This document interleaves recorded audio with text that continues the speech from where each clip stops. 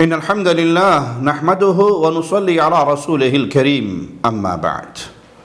قرآن حکیم کلام الہی ہے، رب کا کلام ہے، مولا کی صفت ہے۔ اس کی عزت اہل ایمان کرتے ہیں، اور کفار منافقین ان کے دل میں اس کلام الہی کے لیے عزت نہیں ہے۔ وسیم رضوی ایک رافضی مجرم جس نے پچھلے دنوں انڈیا کی سپریم کورٹ میں قرآن حکیم کے خلاف مقدمہ دائر کیا اور وہاں ذلیل اور رسوا ہوا، اب اس نے پھر ایک کلپ جاری کیا ہے جس میں وہ ظالم کہتا ہے کہ ان میں سے جو ہم نے 26 آیتوں کو نکالا ہے اس سے اس میں کیا فرق پڑ گیا، اور جو ہم نے اس کے سورے ٹھیک کیے ہیں جو پہلے قرآن مجید میں کرم وائز صحیح نہیں تھے، جن کو پہلے خلیفہ ابو بکر، دوسرے خلیفہ عمر اور تیسرے خلیفہ عثمان نے اللہ کی آیتوں کو کلیکٹ کر کے کتابی شکل میں بنایا تھا تاکہ وہ دوسرے غیر مسلمانوں ملک پر حملہ کر سکے، وہاں قتل و عام کر سکے، ان کی عبادت گاہوں کو توڑ سکے اور وہاں لوٹ کر سکے، اور بعد میں یہ کہہ سکے کہ یہ تو ہمارے قرآن مجید میں لکھا تھا۔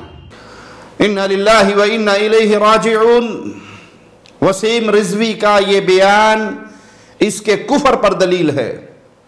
اس کے کافر ہونے کے لیے یہی اس کا ایک کلپ کافی ہے، کیونکہ یہ قرآن حکیم میں اللہ کے حکم کی نفی کر رہا ہے۔ مالک کا فرمان کیا ہے؟ اِنَّا نَحْنُ نَزَّلْنَا الذِّكْرَ وَإِنَّا لَهُ لَحَافِظُونَ۔ اس قرآن حکیم کو، اس ذکر کو ہم نے نازل کیا اور ہم اس کے نگہباں ہیں، ہم اس کے محافظ ہیں۔ اللہ فرماتا ہے اس کی حفاظت میرے ذمہ ہے۔ لا ریب فی، یہ کتاب ہی ایسی جس میں کوئی شک کی گنجائش نہیں، ہدایت دیتی ہے متقین کو۔ اللہ نے اس کی نگرانی اپنے ذمہ لی، اس کی حفاظت اپنے ذمہ لی، اور یہ ظالم دعویٰ کر رہا ہے کہ ابو بکر، عمر، عثمان، نعوذ باللہ ثم نعوذ باللہ، ان تین خلفاء نے اس میں اضافہ کر دیا تو یہ اللہ کے فرمان کی تکذیب کرتے ہوئے کفر کا ارتکاب کر رہا ہے۔ یہ صحابہ دشمن تو ہے، اس میں تو کوئی شک نہیں، لیکن ہم رافضیت کے اس گروہ کو جانتے ہیں کہ ان کے دل میں صحابہ ہی کی نفرت نہیں، کلام الہی کی بھی نفرت ہے۔ یہ یہودیوں کے گدھے ہیں جن پر یہودی سوار ہو کر جو چاہتے ہیں اور جدھر چاہتے ہیں ان کو بھگاتے ہیں۔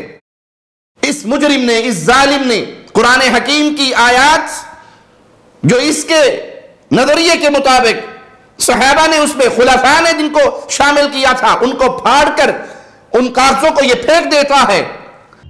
ہم نے ان 26 آیتوں کو اس طرح سے اس میں سے نکال دیا ہے، اور یہ اس کے کفر پہ دوسری دلیل ہے کہ قرآن حکیم کی توہین کرنے والا، قرآن حکیم کو گندگی میں پھینکنے والا، قرآن حکیم کو پھاڑنے والا، اس کی توہین کرنے والا تمام اہل اسلام اور تمام اہل قبلہ کے نزدیک کافر ہے، کیونکہ وہ استہزاء کر رہا ہے، قرآن کی توہین کر رہا ہے۔ اور مالک ایسے مجرموں کو خطاب کرتے ہوئے کیا فرماتا ہے؟ مولا کا فرمان سنیے، قُلْ أَبِاللَّهِ وَآيَاتِهِ وَرَسُولِهِ كُنْتُمْ تَسْتَهْزِئُونَ۔ تم اللہ کے ساتھ، اس کی آیات کے ساتھ، اس کے رسولوں کے ساتھ مذاق کرتے ہو؟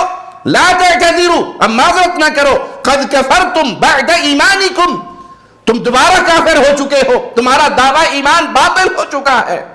تو اس ظالم نے قرآن حکیم کی آیات کے صفحات کو پھاڑ کر پھینکا۔ جو شخص کلمہ پڑھنے کے بعد یہ جرم کرے وہ مرتد ہو جاتا ہے، کافر ہو جاتا ہے، اسلامی اسٹیٹ پر اس کی گردن مارنا واجب ہو جاتی ہے۔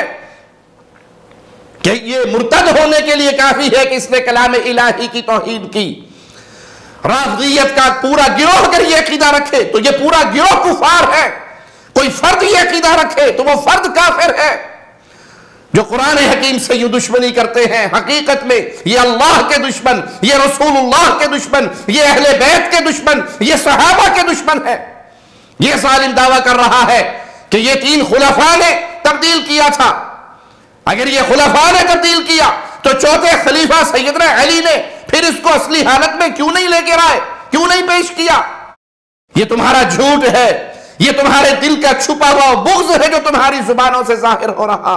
ایسا عقیدہ رکھنے والا شخص ہو فرد ہو، گروہ ہو، جماعت ہو، ان میں سے کسی کا بھی اسلام سے کوئی تعلق نہیں۔